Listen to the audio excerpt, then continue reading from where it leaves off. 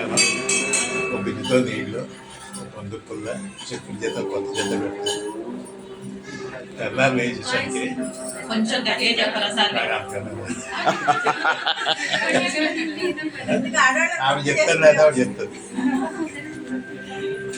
స్వామికి రోజు కూడా బిడ్డతో నీళ్ళు ఓ చెప్పుల చేత కొత్తది పొందుకుల్ల ఒకటి పెడుతుంది.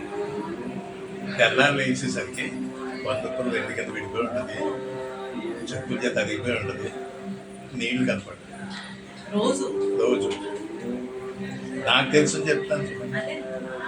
ఎందుకు అంటే సముద్రం కాపలా కాస్తాడు, ఎంత వచ్చి ముంచేది కాపలా కాస్తాడు. మా నమ్మకం నాకు చెప్తున్నారు. వాసులు పూరీలో అయితే ఆంజనేయ స్వామి పెట్టారు కాబట్టి ఆంజనేయ స్వామి నరసింహస్వామి రుద్రమూర్తి కూడా పట్టుకెళ్ళిపోతాను. విజయవాడ ఈమె అదే చదువు వండర్లో చాలా ముఖ్య విషయం చెప్పారు. అంటే మనకి ఏమవుతుందంటే ఒకటేమో మన పురాణాల ప్రశస్తి, రెండోది ఏంటంటే మన ఆలయ పురాణాలు వేరు, ఆలయ పురాణాలు వేరు. సో ఆలయ పురాణాల ప్రకారం ఉన్నటువంటి కథలు ఇక్కడ లోకల్గా జనాలు అబ్జర్వ్ చేసి చెప్పినటువంటివి అన్నమాట. అది ఓకే. ఏం చేశారు? వర్ణహోమం. ఓ వర్ణహోమం అక్కడి నుంచి వర్షాలు పడ్డం స్టార్ట్ అయ్యాయి. సరైన వేద మంత్రాలతోటి సరైన పద్ధతులతోటి చదివితే శక్తి వస్తుంది మనకు. వరుణ దేవుడి శక్తి, ఈ శక్తి, ఆ శక్తి అన్నీ కూడా మనం స్వీకరించవచ్చు. వేదాల్లో ఉన్నదంతా కూడా అగ్నిదేవుడు, వరుణదేవుడు, ఇంద్రుడు వీళ్ళ పూజలే కదా మనకు కదా. కాబట్టి మనకు ఆ శక్తి అయితే వస్తుంది, భగవంతుడి నుంచి తీసుకోవాల్సిన శక్తి అయితే మనకు వస్తుంది. ఓకేనా?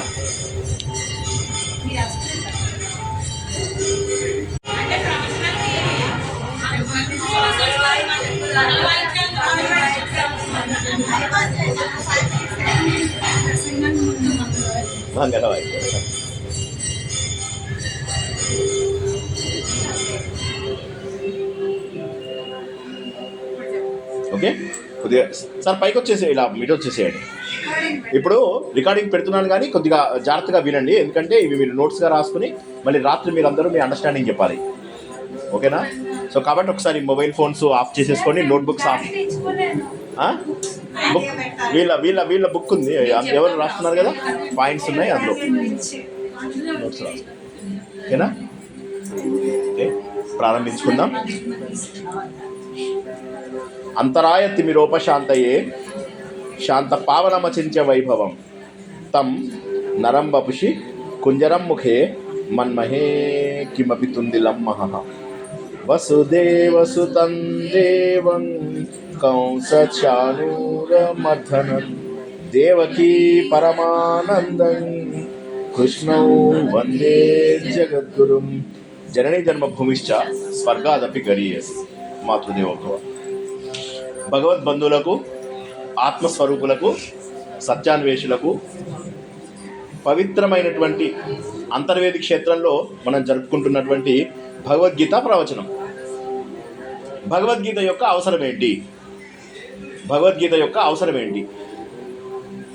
భగవద్గీత అనేటటువంటిది మనం ఇంతకుముందు అనుకున్నట్టుగా శ్రీకృష్ణ భగవానుడు ఏం చేశారంటే మోక్షం ఇవ్వాలి. శ్రీకృష్ణ భగవానుడికి రెండు ముఖ్యమైనటువంటి లక్ష్యాలు. మొదటిది ఏంటంటే కోట్ల కొద్ది రాక్షసులు, ఎందుకంటే కాలక్రమేణా ద్వాపరయుగం వచ్చేసింది, కృతయుగం అయిపోయింది, త్రేతాయుగం అయిపోయింది, ద్వాపరయుగం వచ్చేసరికి రాక్షసులు. కాబట్టి భూమి మీద ఏదైతే భారం ఉందో ఆ భారాన్ని మొత్తాన్ని తొలగించాలి. అందుకోసం అని చెప్పి ఆయన ఏం చేశారంటే మొదటి లక్ష్యం ఏంటంటే ముందు రాక్షసుల నుంచి, దుర్మార్గుల నుంచి, వారి భార్య నుంచి మనల్ని విడదీయడం. రెండవది ఏంటంటే ఒకే షాట్ లోపల, ఒకే దెబ్బకి కొందరు లక్షలాది మందికి ఒక్కసారిగా మోక్షాన్ని ఇవ్వడం. ఈ రెండే. ఎందుకంటే చాలామంది ఏదో ఒక చోట ఎంతో కొద్ది విషయాన్ని మర్చిపోయిన వాళ్ళు ఉన్నారు. అది మర్చిపోవడం వల్ల అహంకారం పోలేదు, మమకారం పోలేదు, ఇంకేవో చిన్న చిన్న లక్షణాలు, కానీ మిగతాదంతా కూడా సంపూర్ణ సిద్ధిని సాధించిన వారే. అందుకని చెప్పి ఆయన ఏం చేశారంటే వీరందరికీ కూడా మోక్షాన్ని అందించాలి అని చెప్పి వన్ షాట్ లోపల చిన్న చిన్న స్పెషల్ డ్రైవ్, ఎలా అయితే మనకు పోలీసులు స్పెషల్ డ్రైవ్ చేసి అందరికీ ఎలా అయితే మోక్షాన్ని కల్పించేస్తారో టికెట్ల నుంచి, చాలాన్ల నుంచి, అలా భగవంతుడు ఒక్కసారిగా మోక్షాన్ని కల్పిద్దాము అని చెప్పేసి ఆయన ఆలోచించారనమాట. ఆలోచించి ఆయన ఈ అవతారం ఎత్తడం జరిగింది. ఈ అవతారంలో మరి ఎలాగా? గోపికలందరి కోసము మురళీగానం. ఇప్పుడే వెళ్ళేసి వద్దామా? సరే. విష్ణు. అయితే రెండు రకాలుగా మోక్షం రావచ్చు. మోక్షం అంటే ఏంటి? ఫస్ట్ ఒకసారి మోక్షాన్ని అర్థం చేసుకోవడానికి ప్రయత్నం చేద్దాం. ఓకే, మనం ఉన్నటువంటి దాన్ని బంధనం అంటారు. దీనికి మనం ఎప్పుడు చెప్పుకునే ఒక కథని ఉదాహరణగా చెప్పుకుంటూ ప్రారంభిద్దాం. బంధం అంటే ఏమనుకున్నాము?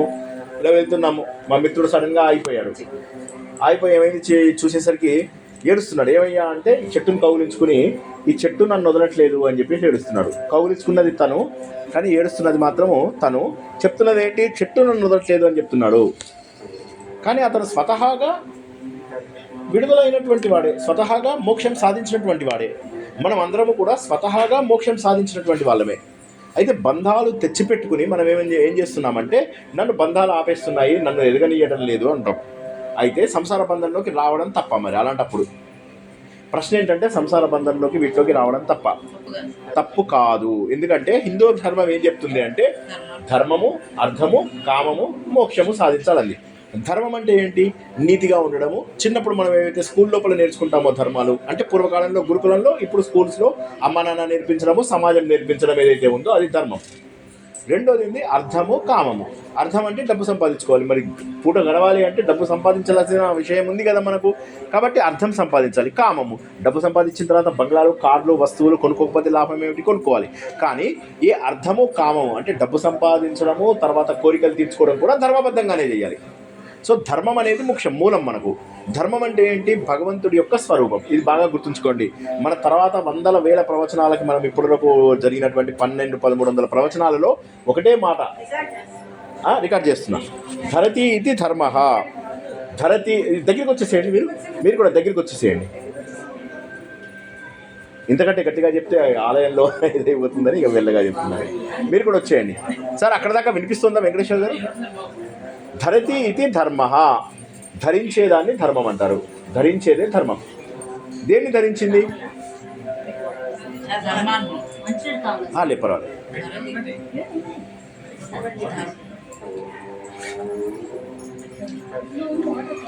ధరించేది ధర్మము. సరే పోనీ, ఇంకా మనం మాట్లాడకుండా విందాం వీలైనంత వరకు. ధరించేది ధర్మం. కాబట్టి ధరించేది ఏది? ఈ ప్రపంచాన్ని అంతా ధరించింది ఎవరు? పరమాత్మ. అంటే ధర్మము అంటే పరమాత్మ అన్న ఒకటే మీనింగ్. ఇది ఒకటి గుర్తుంచుకోండి. మళ్ళీ ఒకసారి చెప్తాను. ధర్మం అన్న పరమాత్మ అన్న ఒకటే. ధర్మం వేరు, పరమాత్మ వేరు కాదు. ధరతి ఇది ధర్మ. ధరించేది ఏదైతే ఉందో అది ధర్మము. బస్ అంతే. అంటే భగవంతుడి యొక్క స్వరూపమే ధర్మం. కాబట్టి మనం నిత్య జీవితంలో చేయాల్సిన ప్రతి మంచి పని కూడా ధర్మమే. మరి ధర్మం అంటే ఏంటి? సార్ నేను మంచాన్ని, వాళ్ళు మంచివాళ్ళు, వీళ్ళు చెడ్డవాళ్ళు అనేది కాదు. మనకు శాస్త్ర ప్రమాణాలు ఉంటాయి. ఇప్పుడు నేను చేసేది నాకు కరెక్ట్ అనిపిస్తుంది, మీరు చేసేది మీకు కరెక్ట్ అనిపిస్తుంది. అప్పుడు మనం ఏం చేయాలి? మధ్యగా ఏదో ఒక ప్రమాణం పెట్టుకుని, దీని ద్వారా, ఈ పుస్తకం ద్వారా నేను చేసేది కరెక్టు, ఈ పుస్తకం ద్వారా నువ్వు చేసేది తప్పు అని చెప్పాలి. అదేమని చెప్తారు? శాస్త్ర. తస్మాత్ శాస్త్రం ప్రమాణంతే. అంటే ఆ శాస్త్రం యొక్క ప్రమాణము మనకు కావాలి. శాస్త్రం యొక్క ప్రమాణం అంటే ఏంటి? మనకున్న శాస్త్రాలు ఏంటి? ఫస్ట్ ఒకసారి తెలుసుకుందాం. అన్నిటికంటే ముందు వచ్చినవి వేదాలు. వేదాలు. భగవంతుడితో పాటు సమానమైన సమయంలో వచ్చినవి వేదాలు. భగవంతుడు ఎప్పుడు వచ్చాడో అప్పుడే వేదాలు కూడా వచ్చాయి. భగవంతుడితో పాటే వేదాలు వచ్చాయి. కాబట్టి ఏమైంది? భగవంతుడికి వేదాలకు తేడా లేదు. భగవంతుడు ఏమంటాడు? నేను ఓంకార స్వరూపాన్ని అంటాడు. వేదం ఇంత పెద్దది. ఆ వేదంని షార్ట్ కట్ చేసేస్తే ఓంని పెద్దగా చేస్తే వేదం, వేదాన్ని చిన్నగా చేస్తే ఓంకారం. సో భగవంతుడు అంత విశాల రూపంలో ఉన్నాడు, ఇంత చిన్న రూపంలో కూడా ఉన్నాడు. కాబట్టి ఎవరెవరి యొక్క అర్హతను బట్టి వారు ఆ రూపంలో భగవంతుడిని పూజించుకోవచ్చు. ఓంకారం నుంచి మొదలెట్టి వేదాల వరకు. కాబట్టి ఓంకారం చిన్న మంత్రం కాదు. ఇప్పుడు మళ్ళీ శాస్త్రంలోకి వద్దాం. కాబట్టి వేదం అనేది ముందు. ఎవరు రాయలేదు వేదం. వాటిని శృతులు అంటారు. వినగా వచ్చినటువంటివి శృతులు. ఎవరు రాయలేదు. కాబట్టి పురుషుడు రాయలేదు. అపౌరుషేయాలు, శృతులు, వేదాలు ఇవన్నీ కూడా ఒకటే. ఆమ్నాయాలు అని కూడా అంటారు. ఆమ్నాయం అంటే ఏంటి? ఎవరన్నా చెప్పండి. ఆమ్నాయం ఆగమం. మీరు చెప్తున్నది ఆగమ నిగమాలు కాదు. ఆమ్నాయం అంటే ఏంటి? ప్రతి ఆమ్నాయం, అది కాదు ఆమ్నాయం అంటే తెలుసా? ఆమ్నాయం అంటే రిపిటేషన్, వల్లె వేయడం ద్వారా నేర్చుకునేది వేదం. పూర్వకాలంలో ఏమైంది, గురువు చెప్తుండేవాడు, శిష్యుడు నేర్చుకుంటేవాడు, మళ్ళీ గురువు చెప్తుండేవాడు, శిష్యుడు, అలా రిపీట్ చేయడం ద్వారా నేర్చుకునేవాళ్ళు. ఒకసారితో రాదు వేదం. ఎందుకని? వేదాలు అనేవి స్వరిత, ఉదాత్త, అనుదాత్త అనేటటువంటి స్వరాలలో ఉన్నాయి. స్వరిత, ఉదాత్త, అనుదాత్త. దానివల్ల ఏమైపోయింది, వేదాలని రాయడం ఆ రోజుల్లో పాసిబుల్ కాదు. కాబట్టి గురువు శిష్యుడికి నేర్పిస్తాడు, శిష్యుడు వాళ్ళ శిష్యులకు నేర్పిస్తాడు, వాళ్ళ శిష్యులకు. అలా వచ్చిన వేద సంపద ఏదైతే ఉందో అదే గొప్పది. ద్వాపర యుగం వచ్చేసింది. ద్వాపర యుగం రాగానే కృష్ణుడు 3 రూపాల్లో వచ్చాడు. ఏంటా 3 రూపాలు? వ్యాసుడు, కృష్ణుడు, ద్రౌపది. 3 రూపాయలు. ఎన్ని రూపాల్లో వచ్చాడు? 3 రూపాయలు. ఒకటేంటి? వ్యాసుడు. వ్యాసుడు అసలు పేరేంటి? కృష్ణుడు ద్వైపాయనుడు అంటే ద్వీపాల్లో పుట్టినవాడు కాబట్టి. సో వ్యాసుడు పేరేంటి? కృష్ణుడు. శ్రీకృష్ణుడి పేరేంటి? కృష్ణుడు. ద్రౌపది పేరు అమ్మ నాన్న పెట్టిన పేరేంటి? కృష్ణ. సో కాబట్టి ముగ్గురు పేరు కూడా కృష్ణ. అలాగ 3 రూపాల్లో వచ్చాడు. కాబట్టి ద్రౌపదిని మనం ఏమనుకుంటాము, ఒక స్త్రీ జాతిగా అనుకోకూడదు, భగవంతుడి యొక్క రూపంగా అనుకోవాలి. కృష్ణుడు 3 రూపాల్లో వచ్చాడు. ఒకటేమో తనే మొత్తం వేదమంతా కూడా చిన్నగా సంక్షిప్తం చేసి దాన్ని మిక్సర్ చేసి గ్రైండ్ చేసి దాని రసాన్ని మనకు భగవద్గీత రూపంలో అందించాడు, మొదటిది. రెండవది చూసుకున్నట్లయితే ఏమిటి, వేదవ్యాసుడు రూపంలో తను చెప్పిన దాన్నే మళ్ళీ రికార్డ్ చేయించి ఆ రికార్డ్ చేసినంత మనకు అందించేశాడు వేదవ్యాసుడు రూపంలో, కృష్ణ రూపంలో.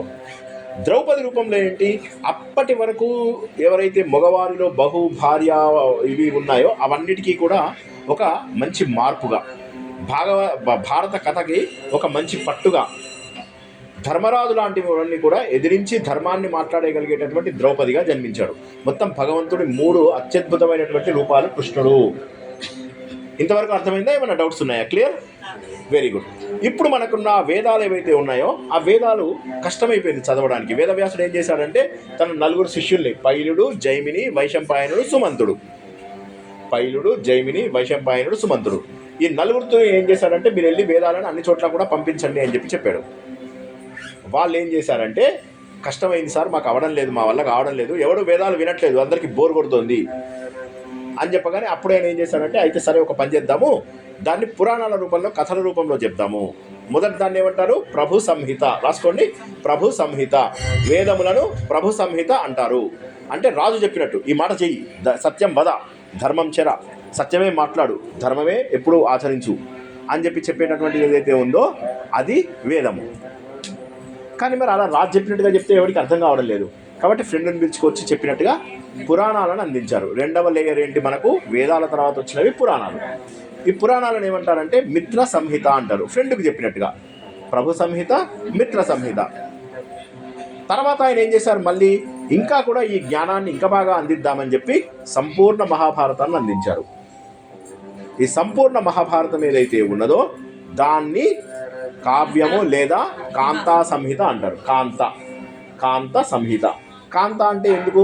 కాంత అంటే అలంకరణ. ఇప్పుడు అందరినీ మేకప్ సామాన్ తెచ్చుకోండి అన్నా కదా, ఎందుకు? అందుకోసమే. అలంకరణ ఎక్కువ ఉండాలి, వివరణ ఎక్కువ ఉండాలి, ఇవన్నీ ఉంటే కాంతా సంహిత అంటారు. ఆ కాంతా సంహిత ఏదైతే ఉంటుందో ఆ కాంతా సంహిత అనేటువంటిది సంపూర్ణ మహాభారతము. అది వేదం కంటే ఎక్కువ ఇంపుగా ఉంటుంది. వివరణ, ఎంత వివరణ! నిన్న రాత్రి చెప్పుకున్నాం, ఒక్క దుర్యోధనుడి అసూయ ఏదైతే ఉందో అదే 30-40 పేజీలు ఉంది. ఒక్క అసూయ అంటే ఎంత వివరణ ఉంది. ఆ వివరణ అనేటటువంటిది చాలా ముఖ్యం. అది కాంతా సంహితలో సాధ్యం. మిత్ర సంహిత, ప్రభు సంహిత, మిత్ర సంహిత, కాంతా సంహిత. వేదాలు, పురాణాలు, ఇతిహాసాలు. రామాయణము, మహాభారతం ఈ రెండింటిని ఇతిహాసాలు అంటారు. రామాయణం రాసింది ఎవరు? వాల్మీకి. మహాభారతం రాసింది వేదవ్యాసుడు. సో ఇప్పుడు మనకు ఉన్న వాటిల్లో మొత్తం వేదవ్యాసుడు ద్వారానే అందాయి. ఎందుకు అందాయి? వచ్చింది కలియుగం. ద్వాపర యుగంలో ఆయన కనుక చెప్పకపోతే ఇవాళ మనం కూర్చొని చెప్పుకునే వాళ్ళం కాదు. కాబట్టి వేదాలు 4, పురాణాలు 180. ఎన్ని పురాణాలు? 180 పురాణాలు. తర్వాత కావ్యాలు 2, రామాయణము, మహాభారతం. ఇంత జ్ఞానాన్ని ఇచ్చారు. ఈ అన్నింటిలోకి కూడా సంపూర్ణ మహాభారతం అన్నిటికంటే గొప్పది. సంపూర్ణ మహాభారతం అన్నిటికంటే గొప్పది. దాన్ని ఏమంటారు? 5వ వేదం, పంచమ వేదం, 5వ వేదం అంటారు. ఎందుకని? వేదంలో ఉన్న విషయాలన్నీ ఉన్నాయి. వేదంలో బై ఛాన్స్ మర్చిపోయి చెప్పకపోయినవి ఎక్కడన్నా ధర్మ సూక్ష్మాలుగా మిగిలిపోయినవి. అంటే ధర్మం చెప్పాడు, అందులో ఉన్న సూక్ష్మాన్ని ఎక్స్ప్లెయిన్ చేయలేకపోయారు అనుకోండి. ధర్మ సూక్ష్మాలను కూడా మనకు అర్థమయ్యేలాగా చేసినందుకు అంత వివరణ ఇచ్చారు. పాయింట్ చెప్పేసి వదలకుండా దానికి ఇంకా కాస్త సబ్ హెడ్డింగ్స్ అందిస్తారన్నమాట. ఆ సబ్ హెడ్డింగ్స్ కూడా అందించి ఇచ్చినటువంటిది ఎవరైతే ఉన్నారో అది మహాభారతం, పంచమ వేదం. ఆ పంచమ వేదం లోపల భీష్మ పర్వము, రకరకాల పర్వాలు ఉన్నాయి. మనం ఇప్పటివరకు ఏమేమి చెప్పుకున్నాం? ఆది పర్వము, సభా పర్వము, వన పర్వం దాదాపు కంప్లీట్ అవుతుంది. అరణ్య పర్వం లేదా వన పర్వం కంప్లీట్ అవుతుంది. 3 పర్వాలు చెప్పుకున్నాం. ఇందులోపల మనకు వచ్చేటటువంటిది ఏదైతే ఉందో అది భీష్మ పర్వము. భీష్మ పర్వంలో ఏమవుతుందంటే యుద్ధం ప్రారంభమవుతుంది. యుద్ధం ప్రారంభం అవగానే భీష్మ పర్వం లోపల 25 నుంచి 42 వరకు ఉన్న చాప్టర్స్, 25 to 42 ఉన్న చాప్టర్స్ ఏవైతే ఉన్నాయో ఈ 18 అధ్యాయాలని భగవద్గీత అంటాం. 25 నుంచి 42 వరకు ఉన్న అధ్యాయాలు, 25 నుంచి 42. ఈ 18 అధ్యాయాలు ఏవైతే ఉన్నాయో ఈ 18 అధ్యాయాలలో భగవద్గీత చెప్పారు. ఈ 18 అధ్యాయాలలో చెప్పడానికి ప్రారంభం ఏం జరిగిందంటే భారతం స్టార్ట్ అయిపోయింది, 10 రోజులు అయిపోయింది. సడన్గా భీష్మాచార్య పడిపోయాడు అని చెప్పి తెలిసింది. తెలియగానే దుర్యోధనుడు ఒక్కసారి ఆశ్చర్యపోయాడు. ఎందుకు పడిపోయారు? ఆయనకి స్వచ్ఛంద మరణం ఉంది, అంటే కోరుకుంటే పడిపోయేది. అలాంటిది ఆయన చనిపోయాడు అనగా, ఆయన పడిపోయాడు అనగానే ఒక్కసారిగా ధృతరాష్ట్రం లోపల ఒక రకమైనటువంటి బాధ. ఎలా పడిపోయాడు ఆయన? అదేమిటి, ఆయనకి స్వచ్ఛంద మరణం కదా, ఆయన్ని పడగొట్టే వీరుడు ఎవరు? ఆయన ఎవరు? దేవుడు కదా. ఆయన ఎవరు? ఆబ్వియస్లీ ప్రభాసుడు. ఎవరు? ప్రభాసుడు అనేటటువంటి అష్టవసువులలో ఒకడు. వసువులు ఏం చేస్తారు? వెరీ గుడ్, అందరూ బాగానే గుర్తుంచున్నారు. వసువులు అంటే సంపదనిచ్చేవాళ్ళు. మనకున్న 33 కోట్ల దేవతలలో కోటి అంటే ఏంటి? కోటి అంటే ఏంటి?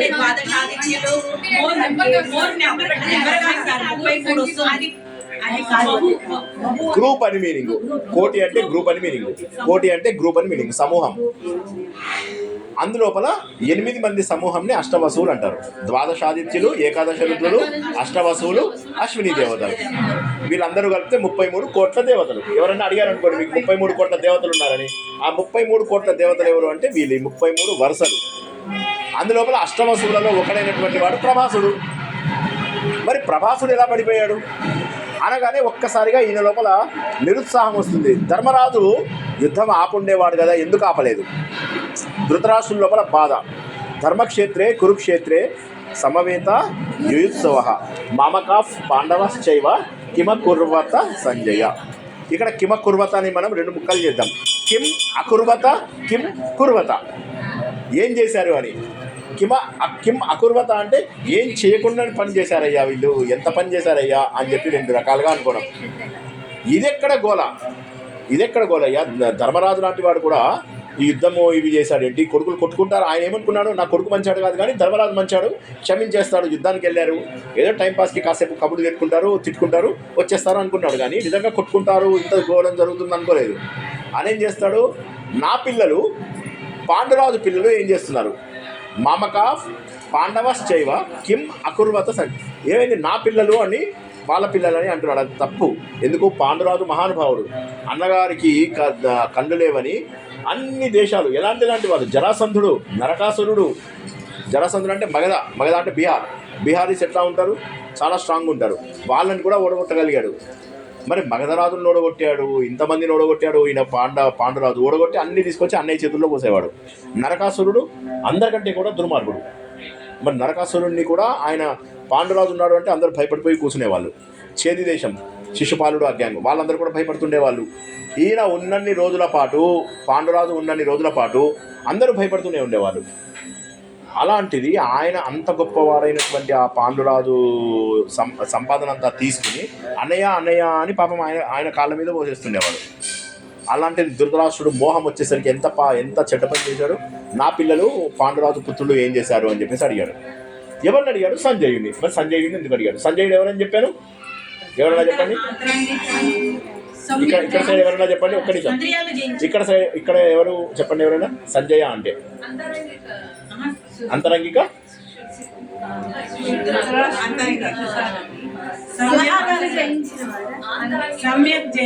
అది కరెక్టే, సమ్యక్ జయం కరెక్టే. బట్ ఆయన సంజయుడి పాత్ర ఏంటి? అంటే అందరికీ సలహాదారు లాగా. అంతరంగిక అధికారి, సలహాదారి కాదు కానీ అధికారి. అంతరంగిక అధికారి అంటే chief minister, basically chief minister లాంటి వాడు. ఆయన సంజయుడే అన్ని పనులు చేస్తాడు. ఎంత మంచివాడు అంటే సంజయుడు మధ్య లోపల ఈ అరణ్య పర్వం ప్రారంభం అవుతుంది కదా, ప్రారంభం అవగానే విదురుణ్ణి కోపగిచ్చి పంపించేస్తాడు. వెళ్ళిపో, నువ్వు నాకు అసలు తమ్ముడివే కాదు, వెళ్ళిపో, నువ్వు మాటకి పాండవులను సపోర్ట్ చేస్తున్నావు అని పంపించేస్తాడు. వెళ్ళిపోగానే విదురుణ్ణి వదిలి ధృతరాష్ట్రుడు ఉండలేడు. వెంటనే సంజయుని చెప్తాడు, నువ్వు ఏం చేస్తావో తెలియదు, పాండవుల దగ్గరికి వెళ్ళిపోయాడు ఆయన, నా తమ్ముడు నా దగ్గరికి రావాల్సిందే అని. అప్పుడు విదురుడు వెళ్ళాలి. అప్పుడు ఆయన ఏం చేస్తాడు, సంజయుని కూడా వెంట పెట్టుకుని తీసుకెళ్తాడు. దావయ్య కొద్దిగా సంజయుని పంపిస్తాడు. సంజయుడు వెళ్ళి అప్పుడు ఏం చేస్తాడంటే, నువ్వు కనుక రాకపోతే విదురా వెనక్కి రాకపోతే మీ అన్నయ్య ఆత్మహత్య చేసుకుంటాడని చెప్తాడు. ఇది మనం చదువుకున్నది మహాభారతంలో. నువ్వు గనక వెనకకి రాకపోతే మీ అన్నయ్య ఆత్మహత్య చేసుకుంటాడు అంటే ఎలాంటి స్టేజ్కైనా దిగి రాజు చెప్పిన మాట ఒప్పుకుంటాడు. కరెక్ట్గా చెప్పాలంటే కట్టప్ప పాత్ర ఏదైతే ఉందో అది సంజయుడు పాత్ర. ఆయన ఏం చేస్తాడు, ధర్మపరుడు, నీతి తెలుసు, అన్నీ తెలుసు, కానీ రాజు చెప్పిన మాటే చేస్తాడు. రాజు చెప్పిన మాట చేయకపోతే ధర్మం రాజుకు చెప్పి ఊరుకోవాలి, కానీ నువ్వు ఇలా చెయ్యి, నువ్వు చేసే తప్పు అని చెప్పి శత్రువులను పొగడ్డం లాంటివి చేయకూడదు. అలా ఒక వ్యక్తి చేశారు. ఎవరు? ఒక వ్యక్తి చేశాడు. ఏంటంటే రాజుకి సలహా ఇచ్చి, నువ్వు ధర్మాత్ముడివి కాదు, అవతలవాడు ధర్మాత్ముడు. రామాయణం విభీషణుడు, సరే అన్న విభీషణుడు కాదు, వికర్ణుడు కూడా ఇందులో చేశాడు. నేను రామాయణంలో ఒకటి చేశాడు. రావణాసుడికి ఒకటి చెప్తారు, మారీచుడు కరెక్ట్. మారీచుడు ఏం చేస్తాడు, ముందు ఈయన రాగానే మారీచుడు వచ్చి చెప్తాడు, నువ్వు రాముడితో పెట్టుకున్నావు, రాముడు ధర్మాత్ముడు, రామో విగ్రహవాన్ ధర్మ. రాముడు పూర్తిగా ధర్మం అనే దానికి ఒక విగ్రహం కనుక తయారు చేస్తే అట్లా ఉంటాడు. ప్రేమకు ఒక విగ్రహం చేస్తే కృష్ణుడిలాగా ఉంటాడు. ధర్మానికి విగ్రహం చేస్తే రాముడు, ప్రేమకు విగ్రహం చేస్తే కృష్ణుడు. రాముడు అంత గొప్పవాడు అని చెప్పి నువ్వు రాముడితో గొడవ పెట్టుకోకు, ఆయన గొప్పవాడు, ఆయన భార్యను ఆయనకి ఇచ్చేసే, నువ్వు ఆయన భార్య జోలికి వెళ్ళకు నువ్వు అని ఎన్ని చెప్తే మొత్తం విన్న తర్వాత మారీచుడికి రావణుడు ఏమంటాడు తెలుసా, నువ్వు ఇంతసేపు ధర్మం చెప్పావు, నిన్ను చంపేయడం నాకు పెద్ద పని కాదు, నిన్న అసలు సలహా అడిగానా అంటాడు. నిన్న సలహా అడగందే నువ్వు నాకు సలహా ఎట్లా చెప్తావు, అసలు సలహా అడగందే చెప్పకూడదు. మారీచుడు కాదు, అతను తమ్ముడు. మారీచుడు రాక్షసుడు, మారీచుడు సుబాహుడు తాటకి యొక్క పిల్లలు వాళ్ళు. వీళ్ళందరూ రావణాసుడికి రిలేటివ్స్ అట్లాగా. సో వీళ్ళు కరదూషణాదులు వీళ్ళందరూ అన్నదమ్ములు అవుతారు. సో అయితే ఏమవుతుంది, రాముడి గురించి చెప్తే, నా శత్రువుని నా ముందు పోగొట్టడానికి నీకు ఎంత ఇది ధైర్యం, నీ తల నేను ఇక్కడ నరకకుండా ఉండాలంటే నాకు ఒక ధర్మ సూక్ష్మం అని చెప్పంటాడు. అప్పుడు మారీచుడు అంటాడు, కరెక్టే, నేను చేసింది తప్పని ఒప్పుకుంటాడు. ఈయన ఒక 20 పేజీలు, ఆయన ఒక 40 పేజీలు మాట్లాడతారు. ఇప్పుడు నేను చెప్పింది 60 పేజీల స్టోరీ మీకు ఒక్క మాటలో చెప్పేసా. ఎంత అదృష్టం చూసుకోండి. సో ఇక్కడ మనం ఏంటంటే, మన గ్రంథాల్లో ఉన్న ధర్మాన్ని మనం గుర్తిస్తే మనం ధర్మంగా వెళ్ళడానికి నడుస్తుంది. అనవసరమైన సలహాలు ఇవ్వకూడదు, అడక్క ముందు సలహాలు ఇవ్వకూడదు. మనము భగవద్గీతలో కూడా అది తెలుసుకున్నాం. ఎవరైనా చెప్పగలరా ఏంటో అది? కృష్ణుడు ఈ భగవద్గీతలో ఫస్ట్ చాప్టర్ అర్జునుడు అడిగేదాకా చెప్పాడు. మొదటి చాప్టర్ మొత్తము కూడా భగవద్గీత లోపల శ్రీకృష్ణుడు మాట్లాడతాడు. అసలు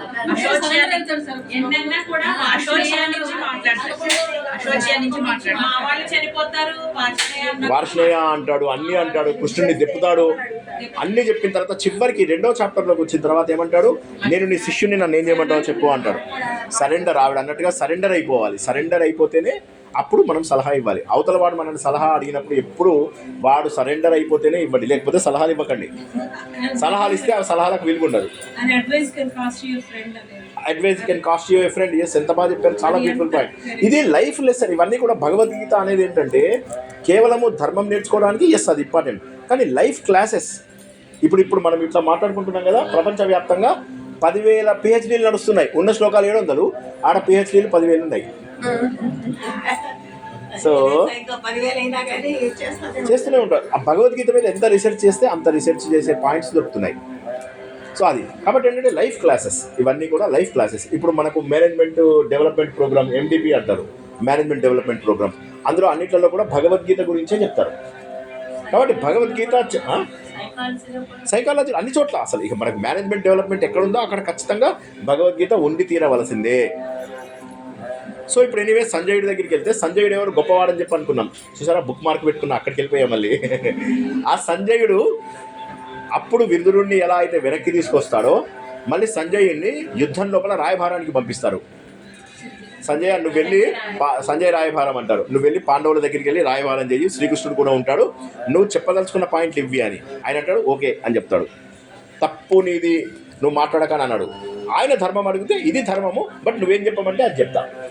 అప్పుడు ఆ ధర్మబద్ధమైనటువంటి దాంట్లో ఆయన వెళ్ళి సంజయుడు అక్కడికి వెళ్ళి చెప్తాడు, మీకు ఇలా నేను ఏది ఇవ్వడానికి సిద్ధంగా లేదు, మీరు యుద్ధంలో ఓడిపోయారు, ఆటల్లో ఓడిపోయారు, ఆ రాజ్యమంతా మా నాన్న ఇచ్చిన భిక్ష, మీకు ఏది ఒక్క చిన్న సూది మోపే మొన భూమి కూడా ఇవ్వం, ఫర్గెట్ అబౌట్ రాజ్యం, కానీ మీరు యుద్ధం చేయకుండా ఉంటే మంచిది అని చెప్తాడు. యుద్ధం చేయకుండా ఎందుకుంటారు, వీళ్ళు క్షత్రియులు కదా. సో ఇటు ద్రౌపది ఫుల్ హ్యాపీ, అమ్మయ్య యుద్ధం జరుగుతుంది అని. భీముడికి ఇంకా హ్యాపీ. సో వీళ్ళందరూ హ్యాపీగా ఉన్నారు. ధర్మరాజుకి ఏంటంటే మా పెదనాన్న, ధర్మరాజుకి ఏంటంటే అరే మా పెదనాన్న న్యాయం చేయకపోతాడా అని ఉంటుంది. కానీ మిగతా వాళ్ళందరూ మాత్రం పగ మీద రగిలిపోతున్నారు. అది కాక వాళ్ళకు చాలా పెద్ద సైన్యం. వాళ్ళు అప్పటికే దుర్యోధనుడు ఏం చేశాడు, అందరి దగ్గర మంచి పేరు తెచ్చేసుకున్నాడు, ఊర్లో వాళ్ళందరి దగ్గర మంచి పేరు తెచ్చుకున్నాడు, బయట వాళ్ళందరి దగ్గర మంచి పేరు తెచ్చుకున్నాడు, వివిధ రాజులతోటి చక్కటి పన్నాగాలు చేసుకున్నాడు, తన శక్తిని ఎన్నో రెట్లు పెంచుకుంటాడు. కాబట్టి అక్కడ దుర్యోధనుడు చాలా శక్తివంతులయ్యాడు. 11 అక్షౌహిణులు సేకరించగలిగాడు. వేరే పాండవులు అతి కష్టం మీద 7 అక్షౌహిణులు. అందులో మళ్ళీ కృష్ణుడేమో నేను ఫైటింగే చేయనంటాడు. సో కాబట్టి ఇక్కడ ఏమర్థమవుతుందంటే ధర్మం అనేది మోర్ ఇంపార్టెంట్. ఎక్కడ ధర్మం ఉంటుందో ఎక్కడ భగవంతుడు ఉంటాడో అక్కడ ధర్మం ఉంటుంది, ఎక్కడ ధర్మం ఉంటుందో అది గెలిచి తీరుతుంది. యతో కృష్ణ తతో జయ. కృష్ణుడు ఎక్కడ ఉంటాడు, యతో ధర్మ తతో కృష్ణ, యతో కృష్ణ తతో విజయ. సో కాబట్టి ఎక్కడ శ్రీకృష్ణుడు ఉంటాడో అక్కడ. కాబట్టి మనం చేయాల్సిందల్లా ఏంటంటే ఈ పవిత్రమైనటువంటి అంతర్వేది విష్ణుమూర్తి ఆలయం, నరసింహస్వామి ఆలయంలో ఆయన యొక్క ఒక గొప్ప అవతారమైనటువంటి శ్రీకృష్ణుడు నరసింహస్వామి వేరు కాదు, ఇద్దరు అభయం ఇచ్చేవాళ్ళే, ఇద్దరు కూడా మనకు ఆపదలు ఉన్నప్పుడు మనకు కాపాడేవాళ్ళే. కాబట్టి ఇప్పుడు ఈ ఆలయంలో మనం తెలుసుకోవాల్సింది ఏంటంటే ధైర్యంగా ఉండాలి. మనకు 3 రకాల దేవుళ్ళు ఉంటారని తెలుసుకున్నాం. మొదటి దేవుళ్ళు ఏంటి, అభయం ఇస్తారు, ఊరికే నాకు భోగభాగ్యాలు కోరికలు తీర్చడానికి, వారిని ఏమంటారు, భోగమూర్తులు అంటారు. సెకండ్ కేటగిరీకి వచ్చేసరికి ఏంటంటే రుద్రమూర్తులు, భయాన్ని తొలగించేవారు, ఇప్పుడు నరసింహస్వామి లాంటి వారు. కాబట్టి ఈ ఆలయంలో మనం తెలుసుకోవాల్సింది ఏంటి అయ్యా ముఖ్యమైన పాయింట్ అంటే భయాన్ని మనం పోగొట్టుకోగలగాలి. నిన్న రాత్రి కూడా చెప్పుకున్న పాయింట్ అదే కదా, భయాన్ని పోగొట్టుకోగలగాలి అని చెప్పేసి చెప్పుకున్నాం. 3వ వాటిని ఏమంటారంటే యోగమూర్తులు. యోగమూర్తులు అంటే వాళ్ళకి ఏం అవసరం లేదు, జ్ఞానం కావాలంతే. జ్ఞానం కావాలంటే సరస్వతీదేవి, శ్యామలాదేవి, హయగ్రీవుడు, దక్షిణామూర్తి, వీళ్ళందరినీ 3 రకాల దేవుళ్ళు మనకు కావాలి. ఎంతమంది దేవుళ్ళు కావాలి, 3 రకాల దేవుళ్ళు. అందుకని 3కి మంత్రాలు కూడా డిఫరెంట్గా ఉంటాయి. ఒక్కొక్క దేవుడు ఒక్కొక్క ఫ్రీక్వెన్సీకి పలుకుతాడు, ఆ ఫ్రీక్వెన్సీకి తగ్గట్టుగా ఒక మంత్రం తయారవుతుంది. ఒక్కొక్క దేవుడికి ఒక్కొక్క బీజాక్షరము ఒక్కొక్క మంత్రం. ఆమె ఉంటే గం గణపతయే నమః, గం గణపతయే నమః గణేష్ది. క్లీం కృష్ణాయ నమః, కా లా ఈ, క్లీం కృష్ణాయ నమః శ్రీకృష్ణ. క్లీం కృష్ణాయ, కా లా ఈ, క్లీం కృష్ణాయ నమః. ఓకే. ఐం అమ్మవారిది, హ్రీం అమ్మవారిది, శ్రీం అమ్మవారిది. ఏదెవరిది, ఐం ఎవరిది, ఏ అమ్మవారు, సరస్వతి అమ్మవారిది. హ్రీం ఎవరిది, చాలా ఈజీగా చెప్పచ్చు, దుర్గాదేవి పార్వతి. శ్రీం లక్ష్మీ. సో ఐం హ్రీం శ్రీం. సో ఈ అన్నీ కూడా బీజాక్షరాలు. బీజాక్షరాలు అంటే దక్షిణామూర్తికి కూడా దక్షిణామూర్తికి ఓం నమ శివాయనే వస్తుంది అనుకుంటా, చూడాలి, నాకు నోటికి లేదు అది.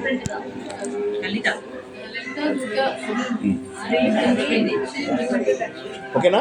సో ఇప్పుడు ఈ విధంగా ఒక్కొక్కరికి ఒక్కొక్క బీజాక్షరం ఉంటుంది, ఒక్కొక్కరికి ఒక్కొక్క బీజాక్షరం ఉంటుంది. ఆ బీజాక్షరంకి తగినటువంటి ఒక యంత్రం ఉంటుంది. ప్రతి దేవుడికి ఒక యంత్రం ఉంటుంది. రాముడికి ఒక యంత్రం, కృష్ణుడికి ఒక యంత్రం, లక్ష్మీ నరసింహస్వామికి ఒక, ఉత్తర నరసింహస్వామికి ఒక యంత్రం, అందరికీ. అలా అన్నిటికంటే పెద్ద యంత్రం ఏమంటారు, శ్రీచక్రం. అన్నిటికంటే పెద్ద యంత్రం 9 ఆవరణలు ఉంటుంది, అది హైయెస్ట్. ఇంకా మిగతా వాళ్ళందరికీ 3 ఆవరణలు, 4 ఆవరణలు, 5 ఆవరణలు, 7 ఆవరణలు, 8 ఆవరణలు అలా ఉంటారు.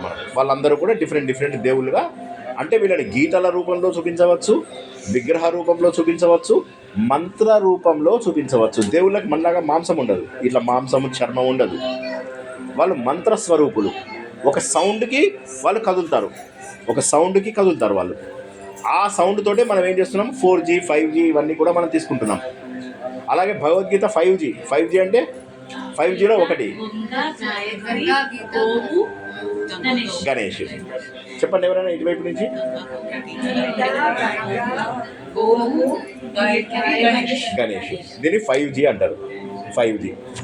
ఓకే, 5G టెక్నాలజీ లాగా మనకేంటంటే ఇది చాలా ఇంపార్టెంట్ ఈ 5. ఓకే, తర్వాత ఇప్పుడు మరి భగవద్గీతది ఇప్పుడు మనం భగవద్గీతలో మనం తెలుసుకున్న ముఖ్యమైన విషయం ఏంటి?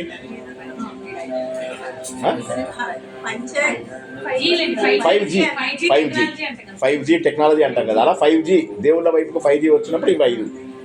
ఓకే, ఇదైపోయిన తర్వాత ఏమవుతుంది మనకు ఇక్కడ దాకా వచ్చింది కదా. ఇప్పుడు మనకు ముఖ్యమైనది భగవద్గీత ఇంకా దేంట్లో వస్తుంది. సో ఇటువంటి సంజయుడు, మహానుభావుడైనటువంటి సంజయుడు, ఆయన భీష్ముడు ఎప్పుడైతే పడిపోయాడని తెలిసాడో అప్పుడు సంజయుడు, ధృతరాష్ట్రుడు ఒక దగ్గర ఉంటారు. వేదవ్యాసుని పిలిపిస్తారు. పిలిపేగానే వేదవ్యాసుడు వచ్చి ఏం జరిగింది ఇదంతా అంటే, సంజయుడికి నేను దివ్య చక్షువులు ఇస్తాను. అప్పుడు ఆయనకి సమయంతో సంబంధం ఉండదు. మనందరికీ సమయంతో సంబంధం ఉంది. ఇప్పుడు 1 o'clockకి మనకు లంచ్కి వెళ్ళాలి, ఇంకా పావు గంటలో. సో మనకు టైం ఉంది. ఎక్కడ లంచ్ ఉంది? అక్కడ లోపల లంచ్ ఉంది. అంటే ఒక ప్లేస్ ఉంది. టైము, స్పేసు, మెటీరియల్, అక్కడ భోజనం ఉంది. ఇది ఒకటే గుర్తుంచుకోండి. ఇది లేనిదే ప్రపంచం లేదు.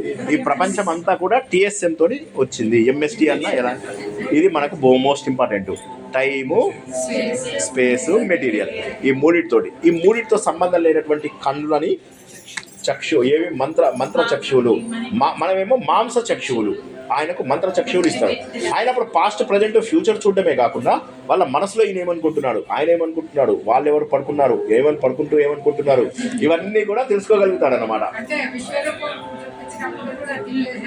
దివ్య చక్షువులు అర్జునుడికి ఇస్తారు. ఇప్పుడేమో సంజయుడికి ఇస్తారు. వేదవ్యాసుడు. ఎవరు? అర్జునుడికి. సంజయుడికి ఉన్నాయి కానీ అర్జునుడికి లేవు. అప్పుడు అర్జునుడికి విశ్వరూప సందర్శన. శ్రీకృష్ణుడు ఎన్నిసార్లు విశ్వరూపం చూపించాడు? చాలా సార్లు చూపించాడు. వాళ్ళ అమ్మ వాళ్ళకి చూపించాడు, అక్రూరుడికి చూపించాడు. రాయభారానికి వచ్చినప్పుడు, కృష్ణ రాయభారానికి ఒకసారి చూపిస్తాడు, అర్జునుడికి చూపిస్తాడు. గోపికలకు చూపించాడు 4. ఉద్ధవుడికి కూడా చూపించాడు. లోపల వస్తుంది కానీ బయటికి చూపించడం ప్రత్యేకమైన కన్నుల ద్వారా వాళ్ళకి చూపించేది ఉండదు. మానసికంగా చూపిస్తాడు చాలా మందికి. అక్రూరుడికి కూడా చక్షువులు ఇవ్వడు ప్రత్యేకంగా, కానీ అక్రూరుడు దివ్య దృష్టి ద్వారా ఆ నీళ్ళలో దిగగానే విష్ణుమూర్తి కనిపిస్తాడు. పైకి చూడగానే కృష్ణుడు అక్కడ మామూలుగా రథంలో చూపిస్తూ కనిపిస్తాడు. సో అటువంటి శ్రీకృష్ణుడు ఈ విశ్వరూపము ఈ వేదవ్యాసుడు సంజయుడికి దివ్య చక్షువులు ఇస్తాడు. పాస్ట్, ప్రజెంట్, ఫ్యూచర్ నువ్వు ఏదైనా చూడొచ్చు, ఎవరి మనసుల్లోకైనా వెళ్ళిపోవచ్చు అని. అప్పుడు ధృతరాష్ట్రుడు సంజయుడిని అడుగుతాడు. సంజయ ఏం జరిగింది యుద్ధం లోపల? ఏవో టైంపాస్ మాట్లాడుకుంటారు అనుకున్నాను, కానీ ఇంత జరిగింది ఏంటి ఘోరంగా అని చెప్పేసి చెప్తాడు. చెప్పగానే అప్పుడు ఏమైంది, ఆయన ఏం చెప్తాడంటే మొత్తం మొదటి నుంచి ఏం జరిగింది అనేది చెప్తాడు. ఈ యుద్ధం లోపల అసలు ఏం జరిగింది, ఎలా జరిగింది, అన్ని విశేషాలు చెప్తూ ఉంటాడు. ఇది మనకు తెలుసుకోవాల్సిన 4 రోజుల్లో తెలుసుకునే జ్ఞానం అంతా కూడా సంజయుడు చెప్పినటువంటి జ్ఞానం. అన్ని ఎక్స్ప్లెయిన్ చేస్తాడు. ఇవి చెప్పిన ప్రతి పాయింట్ సంజయుడు చెప్పిందే.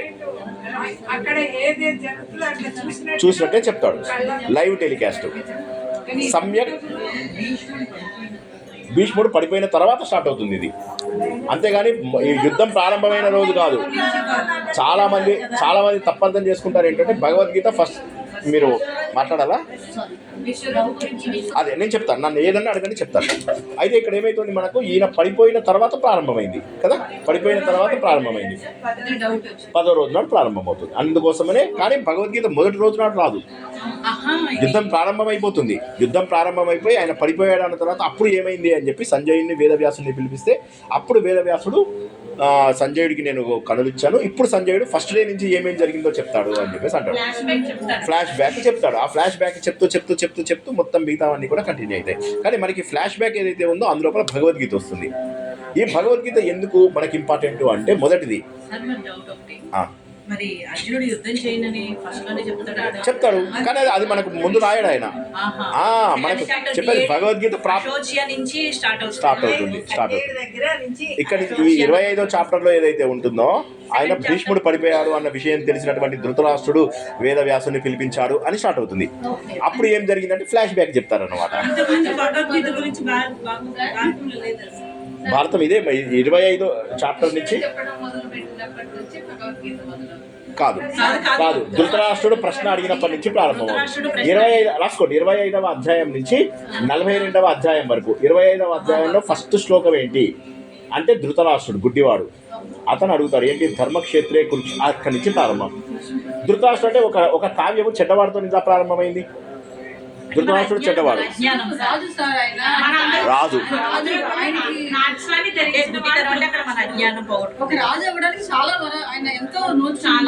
అది మామూలుగా ఏ కావ్యమైనా మంచి వాళ్ళతో ప్రారంభం అవుతుంది కదా. ఇప్పుడు మనం ఇందాక కృష్ణమందే జగద్గురు అని ప్రారంభం. మరి ఈ కావ్యం లోపల ఓంకారం లేదు, శ్రీకారం లేదు, ఏమీ లేదు. ధృతరాష్ట్రుడు చెప్పాడు. ధృతరాష్ట్రుడితో ప్రారంభమైంది అంటే గలీజ్ కావ్యమా? కాదు. ఎందుకోసం అంటే ధృతరాష్ట్రుడు అంటే రాష్ట్రాన్ని ధరించినవాడు. ధృతము అంటే ధరించినవాడు, రాష్ట్రము అంటే ఈ దేశం మొత్తం రాజ్యాన్ని మొత్తము ధృతము ధరించినటువంటి వాడు ధృతరాష్ట్రుడు. మరి ఆయనతో ప్రారంభమైందంటే ప్రారంభం అవ్వచ్చు, తప్పేం లేదు, ప్రారంభం అవ్వచ్చు. రాజు కాబట్టి రాజు చేయడానికి అర్హత ఉంటుంది. అందరూ రాజులు కాలేరు. ఇప్పుడు రాజు కావాల్సిన అర్హత 10 మందికి ఉంటుంది. కానీ ఇందులో ఏ ఒక్కడో ప్రైమ్ మినిస్టర్ అవుతారు. అందరూ ప్రైమ్ మినిస్టర్స్ కాలేరు. అదేవిధంగా ఈ 10 మందిలో గొప్పవాడు ఎవరైతే ఉంటారో వాడే రాజు అవుతారు. అలాగే ధృతరాష్ట్రుడు మంచివాడు నంబర్ 1. నంబర్ 2 ఏంటి? ధృతరాష్ట్రుడు ఒరిజినల్గా మంచివాడే, కానీ మోహం వల్ల ఒక వ్యక్తి ఎలా చెడిపోయాడనే సందేశాన్ని మనకు అందిస్తుంది. కాబట్టి ధృతరాష్ట్రుడి ద్వారా ప్రారంభం అవడము తప్పు కాదు అనేది ఒక పాయింట్. మళ్ళీ కమింగ్ బ్యాక్ టు భగవద్గీత. ఇప్పుడు ఈ ధృతరాష్ట్రుడు ప్రారంభమిచ్చాడు. సరే, ప్రారంభించేది సమ్యక్ జయ సంజయ అని మనం ఇందాక కొంతమంది ఆల్రెడీ చెప్పేశారు. వాళ్ళకి ఆ వివరణకు ఒక కంటిన్యూషన్ నేను ఇస్తాను. సమ్యక్ జయము అంటే ఏంటి? ఇంద్రియాలను చక్కగా జయించిన వారు భగవద్గీత వింటారు అని చెప్పడం. సంజయుడు ప్రారంభించాడు అంటే ఏంటంటే ఎవరైతే ఇంద్రియాలను చక్కగా, సమ్యక్ అంటే చక్కగా జయిస్తారో వారికి భగవద్గీత చాలా బాగా అర్థమవుతుందని. సో భగవద్గీత ఇప్పుడు మనం ఏ విధంగా, ఒక్క నిమిషం, ఆత్మబోధ లోపల మనం ఏదైతే తపోభిక్షీణ పాపానాం, అవునా, వీతరాగినాం ఇవన్నీ ఉన్నాయి కదా, అదే విధంగా దీనికి కూడా అలాగే ఇంద్రియాలు జయించిన వాడికి భగవద్గీత అర్థమవుతుంది. అడగండి మేడం, ఏదో అడుగు. భగవద్గీత ఒక జరిగిపోయిన తర్వాత వివరణ కరెక్ట్ ఆ తర్వాత భీష్ముడు 10వ రోజు పడిపోతాడు. కృష్ణుడు వెళ్తాడు కదా సార్ రాయబారానికి. అప్పుడు రాయబారం ముందే జరిగిపోతుంది. కృష్ణ రాయబారం జరుగుతుంది. కృష్ణ రాయబారం ముందు అందరూ కాము ఉండండి ఒకసారి. భీష్ముడు మరి యుధిష్ఠుడికి అది శాంతి పర్వం, అనుశాసనిక పర్వం, విష్ణు సహస్రనామం. అది తర్వాత శాంతి అనుశాసనిక పర్వాలు. శాంతి అనుశాసన యుద్ధం మొత్తం అయిపోయాక, యుద్ధం అయిపోయిన భీష్ముడు పడిపోతాడు, కర్ణుడు పడిపోతాడు. భీష్ముడు తర్వాత ద్రోణుడు పడిపోతాడు, కర్ణుడు పడిపోతాడు, తర్వాత శల్యుడు పడిపోతాడు. ఈ నలుగురు పడిపోయిన తర్వాత అశ్వత్థామ పర్వం ఉంటుంది. దాన్ని అశ్వత్థామ పర్వం అనరు, సౌప్తిక పర్వం అంటారు, నిద్రపోయే పర్వం. ఆ పర్వం అయిపోయిన తర్వాత మీకు స్త్రీ పర్వం ఉంటుంది. ఆడవాళ్ళందరూ ఏడుస్తూ ఉంటారు. ఆ తర్వాత శాంతి అనుశాసనిక పర్వాలు. చాలా క్రూరమైన డిస్క్రిప్షన్. ఆ స్త్రీ పర్వము అసలు అది మాటే మాట్లాడబుద్ది కాదు. నేను చెప్తానో లేదో కూడా నాకు తెలియదు. Extremely painful. ఆ వచ్చిన వాళ్ళందరూ అత్యంత ఘోరంగా విలపిస్తూ ఉంటారు. స్త్రీ పర్వం అంటే ఏం లేదు, ఏడుపు. వాళ్ళందరూ కూడా అందరి భర్తలు చనిపోతారు. ఇదే మాట అర్జునుడు స్టార్టింగ్ లోపల చెప్తాడు. కృష్ణ, ఆడవాళ్ళందరూ ఏమైపోతారు వినడు కదా శ్రీకృష్ణుడు. చంపాలి. You are supposed to do your duty. You are not supposed to escape from whatever is return. ఏదైతే రిటర్న్ ఉందో that has to be completed first. జరిగి తీరవలసిందే. దీని కారణంగా కూడా కృష్ణవంశం నాశనం అవడానికి ఇది కూడా కొంచెం ఇది దీంతో అంటే శాపం ఉంది, గాంధర్వి శాపం అని మనం మొన్న చెప్పుకున్నాం. కానీ అసలు దానికి భగవద్గీతకు సంబంధం లేదు. బేసికలీ భగవద్గీత కేవలము కృష్ణుడు ఏం జరగాలో అది చక్కగా జరిపించాడు. మరి ఇప్పుడు ఇంత ఇటువంటి భగవద్గీతలు ఇప్పుడు ఇంకెవరికైనా ప్రశ్నలు ఉన్నాయా ఇక్కడ దాకా? ముందుకెళ్దాం, ఒక్క నిమిషం అడగండి, ఏమున్నా అడగండి. మళ్ళీ సాయంత్రం 1.5 hour ఉంటుంది, రాత్రికి Q&A ఉంటుంది. ఇవాళ మనకు 3 నుంచి 7 దాకా ఏదైతే సైట్ సీయింగ్ ఉందో అది ఇప్పుడు జరిగిపోతుంది. కాబట్టి ఈవినింగ్ ఒక 1.5 hour ఉంటుంది. ఓకే, సో ఒక్కసారి ఇక్కడ దాకా ఏం డౌట్స్ లేవు కదా? షూరా మేడం? రసజ్ఞ గారు ఓకే. ఇప్పుడు ఏం జరిగిందంటే ఆయన మరి ఇంత ఈ ధృతరాష్ట్రుడు స్టార్ట్ చేయడము మంచిది కాదు, తర్వాత మరి భగవద్గీత స్టార్ట్ అవ్వడము మంచిదేనా అంటే మనం ఇప్పుడు కారణం తెలుసుకున్నాం. ధృతరాష్ట్రుడు చెప్పినప్పటికీ కూడా ఆయనకు పవర్ ఉంది, ఎందుకంటే రాష్ట్రాన్ని ధరించిన వాడని ఒక కారణం చెప్పుకున్నాం. ఇంకొక కారణం ఏంటంటే స్టార్ట్ అవడమే ధర్మ అనేటటువంటి పదంతో స్టార్ట్ అయింది. ధర్మక్షేత్రే కురుక్షేత్రే అన్నాడు అని చెప్పగానే ఒకడు ఏం చేశాట అంటే అయిపోయింది, నాకు భగవద్గీత అర్థమైపోయిందని వెళ్ళిపోయాట. ఏమిటయ్యా ఎట్లా వెళ్ళిపోయావంటే నాకు అర్థమైంది, క్షేత్రే ధర్మం కురు, ప్రతి క్షేత్రంలో ధర్మబద్ధంగా ఉండు అని చెప్పాడు. నాకు అర్థమైపోయింది. కరెక్టే కదా? అది కరెక్టే కదా. సో కాబట్టి ధర్మబద్ధంగా ఉండడమే మనకు నేర్పి. అందుకోసం భగవద్గీత సారం ఎవరన్నా అడిగితే మీరు ఏం చెప్పాలి? డాడ్ అని చెప్పాలి, 3 మాటలు. అందులో ధర్మం మొట్టమొదటిది. 2వ చాప్టర్లోకి వచ్చేసరికి అశోచ్వ, ఇది ఎండ్ అయ్యేసరికి చివరి చాప్టర్ లోపల మా శుచ, 7వ వద్దు నుంచి 7వ వద్దు వరకు. ఏడ్చే వాళ్లకు దేవుడి దగ్గర స్థలం లేదు, ఆలయంలో ఉన్నారు మీరు గుర్తుంచుకోండి. అంటే ఏడవండి, తన్మయత్వంలో ఏడవండి, బాధలో ఈ లౌకిక విషయాల గురించి ఏడవడము పెట్టుకోకూడదు. ఈ రోజు నుంచి ఆలయంలో ఏ దేవుడైతే భయానికి మనల్ని దూరంగా ఉండమంటున్నాడో ఆ దేవుడి దగ్గర అంతర్వేది, లోపంలో ఉన్నటువంటి వేదం, నీ హృదయంలో ఉన్నటువంటి అంతరంగంలో ఏదైతే వేదము అనాహత స్వరంలో మనకు వినిపిస్తుందో అదేంటి చెప్తోంది అంటే నువ్వు భయపడవద్దు అని. ఇప్పటి నుంచి భయపడరు కదా ఎవరు, గుర్తుంచుకోండి. ఎట్టి పరిస్థితుల్లో భయపడకండి. ఏడవాల్సి వస్తే అది కేవలం తన్మయత్వము. Happy tears only should come. ఆనంద బాష్పాలు, థ్యాంక్ యూ, మర్చిపోయా. ఆనంద బాష్పాలు రావాలి మనకు అని గుర్తుంచుకోండి. ఇంకా భగవద్గీతనే ధర్మక్షేత్రం కురుక్షేత్రం అన్నాడు. అంటే ధర్మక్షేత్రమైనటువంటి కురుక్షేత్రము అనేది మనకు హర్యానా దగ్గర ఉంది. అంబాలా దగ్గర హర్యానాలో ఉంది. అక్కడ ఏమైంది, ఆయన పరశురాముడు మొత్తం 21 సార్లు దండయాత్ర చేసి దుర్మార్గులైనటువంటి రాజులందరినీ చంపి శమంతక పంచకం అని 5 రకాల వీటి లోపల మడుగులు తవ్వి అందులో వాళ్ళ రక్తాన్ని నింపేస్తాడు. తర్వాత బాధపడతాడు, రాజులందరికీ వంశాలు లేకుండా పోతాయి. ఆ రోజుల్లో రాజులకు వంశాలు లేవు, రాజులకు తర్వాత జనరేషన్స్ లేవు. ఏం చేయాలి అనే దానికి వాళ్ళు తర్వాత చాలా కష్టాలు పడతారు రాజులు, వాళ్ళ పిల్లలు పుట్టడానికి, వాటికి వీటికి. ఈ రాజులందరికీ కూడా పుణ్యగతులు ఉండవు, అత్యంత క్రూరంగా చంపబడతారు. ఎలాగా? అప్పుడు ఆయన ఏం చేస్తాడంటే గంగాదేవి వాళ్ళ నుంచి వెళ్ళు అంటాడు. గంగాదేవి వెళ్తుంది, వాళ్ళకి పుణ్యలోకాలు రావు. పరశురాముడికి ఏం చేయాలో తెలియదు. అప్పటికే శక్తి తనకు సన్నగిల్లుతున్నట్టుగా తెలుస్తుంది. యమునాదేవిని రమ్మంటాడు, వాళ్ళకి పుణ్యగతులు రావు. అప్పుడు ఏం చేస్తారంటే నర్మదా మాతని రమ్మంటాడు.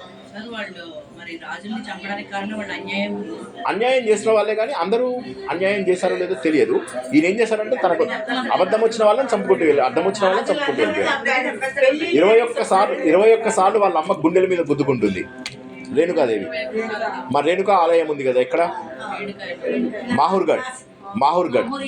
మాహూర్గఢ్ ఏదైతే ఉందో మనం అక్కడ ఆ మాహూర్గఢ్ లోపల రేణుకాదేవి ఆవిడ 21 సార్లు, కిందేమో పరశురామ ఆలయం ఉంది, పైన మాహూర్. ఈసారి వెళ్దాం ఒకసారి తెలంగాణ యాత్రకి వెళ్ళినప్పుడు. అది అక్కడ 21 సార్లు దండయాత్ర చేసి దొరికిన వాడిని దొరికినట్టుగా, అందుకే రాముడిని కూడా చంపేయడానికి వస్తాడు.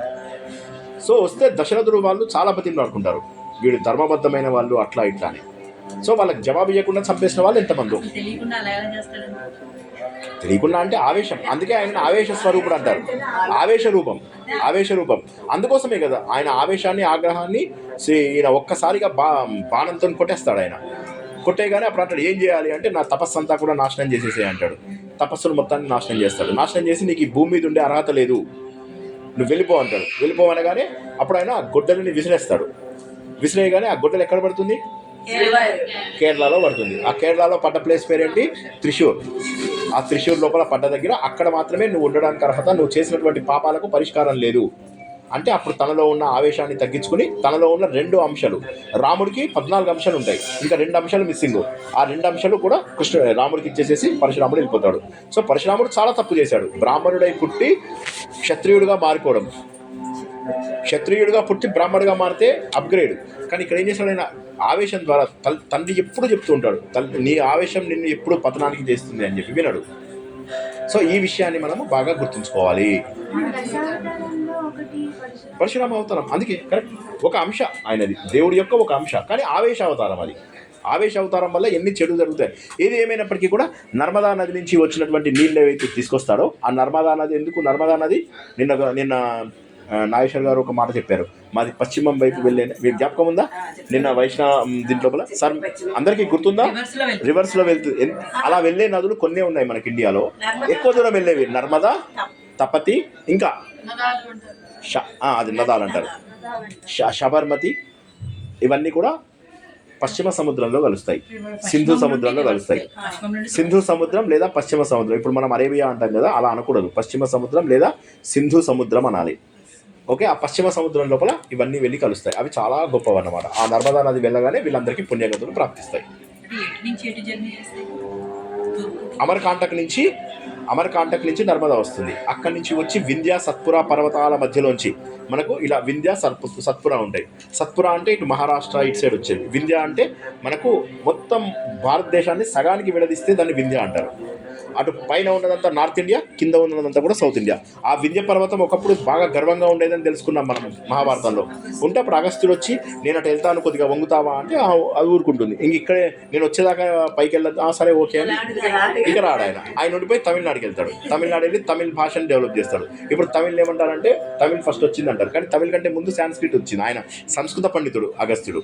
బట్ ఏది ఏమైనప్పటికీ కూడా ఆ నర్మదా నది వెళ్ళి ఈ మొత్తాన్ని పుణ్యం చేస్తుంది. అది నెంబర్ 1 గొప్పతనం కురుక్షేత్రంలో జరగడానికి. నెంబర్ 2 ఏంటంటే వీళ్ళ వంశంలో కురు మహారాజు, పురు మహారాజు అని ఇద్దరు ఉంటారు.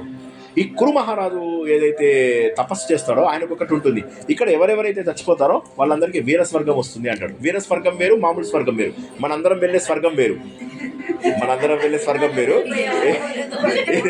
ఇది వీర స్వర్గం అంటే వీరులు వెళ్ళే స్వర్గం.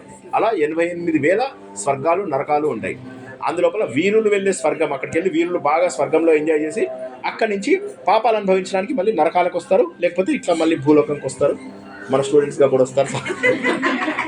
సో అట్లాగా అది వీరస్వర్గం. అలాగా అక్కడ చనిపోయిన ప్రతి ఒక్కరికి ఇంద్రుడు ఏం వరం ఇస్తారంటే వాళ్ళు వీరస్వర్గం పొందుతారు, స్వర్గానికి కూడా వచ్చే అవకాశం ఉంటుంది వాళ్ళకి అని చెప్పి చెప్తారు. అదొకటి. కాబట్టి ఆ యుద్ధంలో చనిపోయిన ప్రతి ఒక్కరికి కూడా అమృత తుల్యమైనటువంటి మరణం వస్తుంది. అది 2వ రీజన్ అక్కడ అంబాల అక్కడ కురుక్షేత్రంలో జరగడంలో. సో కురుక్షేత్రం అనేది మామూలు విషయం కాదు. అక్కడ అటువంటి మహోన్నతమైనటువంటి ప్లేస్ని కావాలని చూజ్ చేసుకుని అక్కడ యుద్ధం జరుపుతారు. ఆ యుద్ధం ఇది ఇక్కడ దాకా అర్థమైంది కదా. ఇక 3వ పాయింట్ భగవద్గీత ఉపోద్ఘాతంలో మనం తెలుసుకోవాల్సింది ఏంటయ్యా కర్మయోగంలోకి వెళ్ళే ముందు అంటే, భగవద్గీత అనేది ఏంటి? మనకు వేదాలలో చివరి భాగాన్ని ఉపనిషత్తు లేదా వేద అంతము అంటారు. దాన్ని జ్ఞానకాండ అంటారు, జ్ఞానశిఖ అంటారు. ఆ జ్ఞానకాండ జ్ఞానశిఖ అయినటువంటి ఉపనిషత్తు అయినటువంటి వేద అంతము ఏదైతే ఉన్నదో అందులోనే మనకు నేర్చుకోవాల్సిన జ్ఞానం అంతా ఉంది.